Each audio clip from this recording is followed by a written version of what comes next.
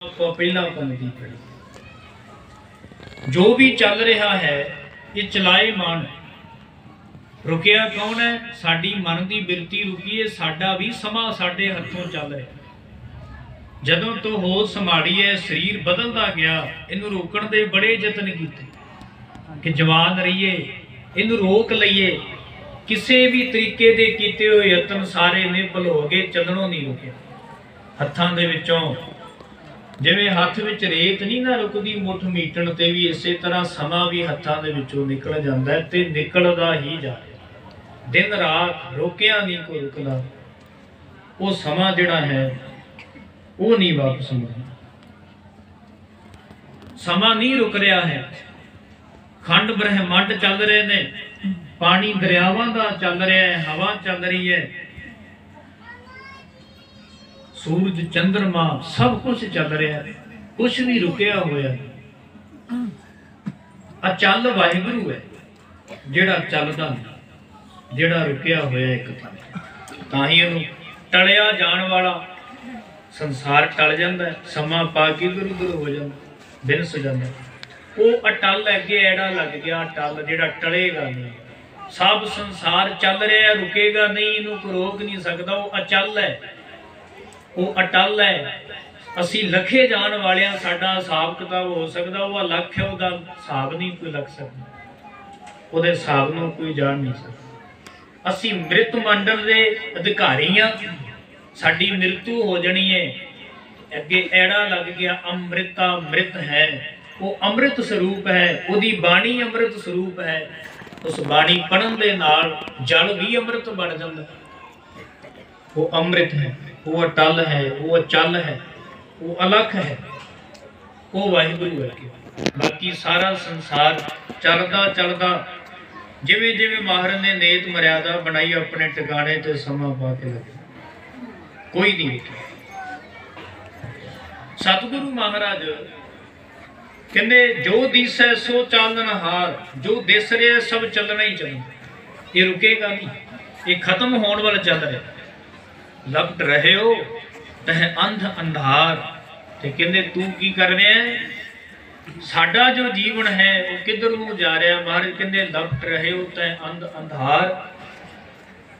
तू अन्ना होके चल रहा है ते अंधार अंधेरे नूं लपट, अंधेरे नूं इकट्ठा कर रहा है। दुनिया नेरे नेरे नूं अंधेरे नूं जिन्हों को फड़ नहीं सकता। यह जग धुएं का पहाड़, ये धुएं का पहाड़ है। ते धुएं का पहाड़ किते टिके? धुआं किन्ना भी होवे कदे रुके? इस तरह महाराज कहते हैं संसार का भी जो तू देख रहा है ये भी एक धुएं दे पहाड़ वर्गा, एक हनेरे दे वर्गा। ते गुरु तो बगैर गुर बिन घोर अंधार। गुरु बिन समझ ना आवे, गुरु तो बगैर अंधेरा केड़ा अज्ञानता। बाहरला अंधेरा नहीं, अंदर वाला अंधेरा। कि जेड़ा समा लाहे लैन में उस वेले लाहे को तू ढीला ढीला टोटे को बेग धाया। अंधेरा की धो रहा? अमृत वेले सारी दुनिया सुती हुंदी है। गुरुमुख प्यारे जिन्हां दी अहमियत अमृत वेले जाग के उहदे चरनां नाल मन करके जुड़े हुंदे। जेड़े नहीं जुड़े वो कोशिश करते होंदे जुड़ जाई, कोशिश करी सारे कारज। जदों सत संगत का समय उधर नूं तू आलस कर बुरे काम को उठ खलोया। नाम की वेला पै पै सोया। जदों किते माड़ा कम आउंदा है उहनूं छाला मारदा, उदों उठ के दौड़न लग जांदा। पर जदों वेला समा आउंदा है लाहे लैण दा, उदों तैनूं आलस पैना शुरू हो जांदा। एक आलस शरीर करके है कि शरीर करके आलस पैंदा, एक मन करके आलस है। आउणा ही नहीं गुरु दे कोल, संगत विच बहना ही नहीं है, सुननी नहीं किसी दे वड्डे वडेरे की गल ही नहीं सुननी, किते माता पिता कोल नहीं बहना, सब समा जाई बुलाई। ते महाराज कहंदे ने इस संसार विच समा ऐसा जिहड़ा चल रहा है ये तू हनेरा कर। चंगियाई आलक करे बुरियाई होई।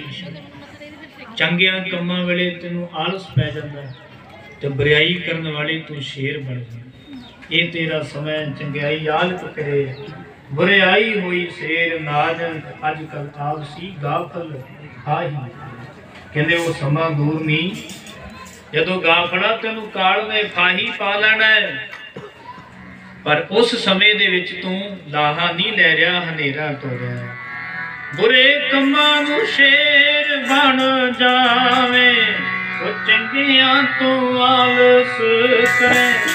माड़े कमां नूं शेर बन जावे, चंगियां तो आलस करे।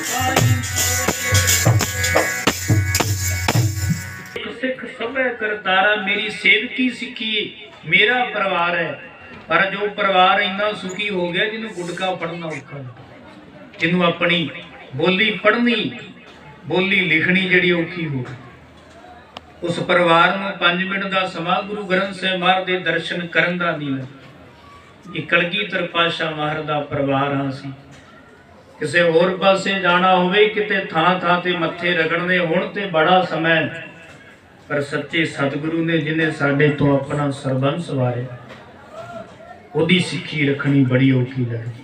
ककारा नूं पहनना, ककारा दी रहत रखनी, चंगियाई आलक करे, चंगियाई साडे अंदर आलस बन गई, बुराई दे विच शेर बन जांदा है, बड़ा उद्यमी बन जांदा है। स्वर्गां विच बैठा होया कोई पुन बीज नहीं सकदा, खा सकदा है। नरकां विच बैठा होया भुगतदा बीज नहीं सकदा। एक कर्म भूमि है जिथे बैठा होया बीज सकदा, जिन्ने इन्ने खाने कर्म कर सकदा, जिन्ने चंगे करे जमा कर सकदा। चले अज तू लोकां नूं दिस रिहा, ये लोग होणगे, कोई समा आएगा उधर तू नहीं दिसना। इस तरह लैन चलदी है, जो दिसे सो चालना, पर तू अंधेरे नूं लिपटना है, तू अज्ञान नूं इकट्ठा करना है, ज्ञान नूं नहीं। लपट रहे हो तैं अंध अंधार, तू हाले भी मुड़दा नहीं। अपने वड्डियां वल वेख, जो चले गए रहना तू भी नहीं है, पर जीवन अपना वो कमा जिहड़ा तेरा लेखे विच हो, जिहड़ा सफला हो। वो बिंद मिलन की यह तेरी, ये असीं रोज़ नेतरम की बाणी विच पढ़ने। जाको आए सोई बेहज हो, हर गुर ते मन है बसेरा, ये तेरी मंजिल है 16 साहिब की बाणी। अवर काज तेरे किते न काम, मिल साध संगत भज केवल नाम। बाकी काज तेरे काम ही नहीं आने, दिन रात मेहनत कर, वो समाज ਲਈ ने, तेरे संसार ਲਈ ने, बाहरली मेहनत। पर जे अपने जीवन की रूहानियत की मेहनत नहीं करता, ਉਹਦੇ ਤੋਂ ਇਲਾਵਾ तेरी अंदरूनी तेरे आत्मिक सहायता होर कोई मेहनत दे नहीं सकती। मुसाफिर दे नाल दोस्ती इन्नी पाली, अपनी मंजिल नूं भुल गया।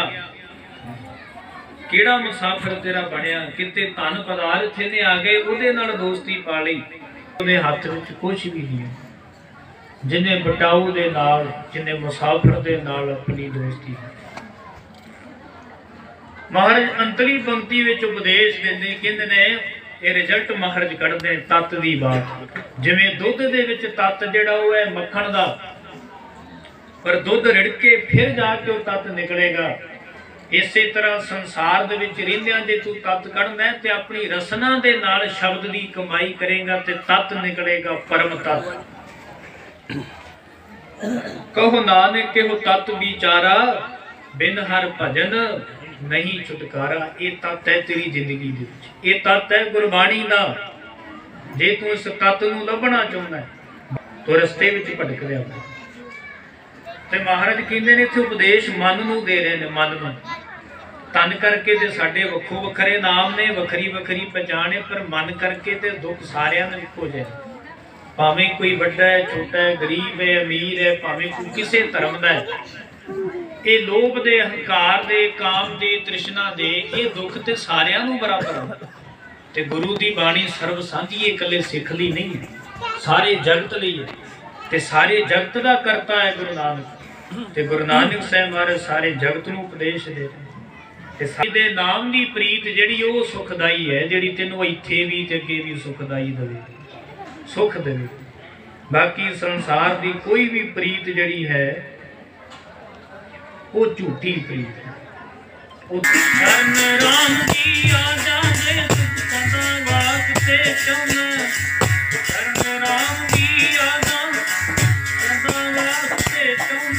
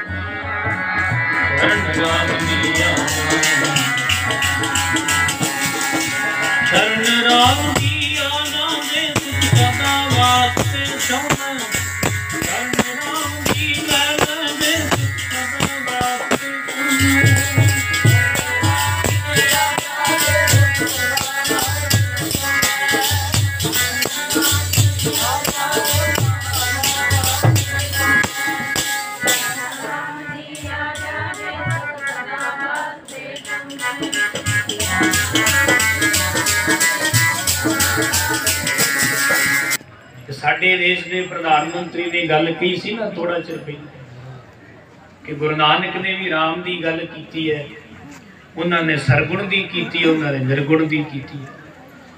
जिथे रामचंद्र जी का जिक्र आया, भगवान कृष्ण का आया, वो वखरा आया, उसका भी जिक्र है।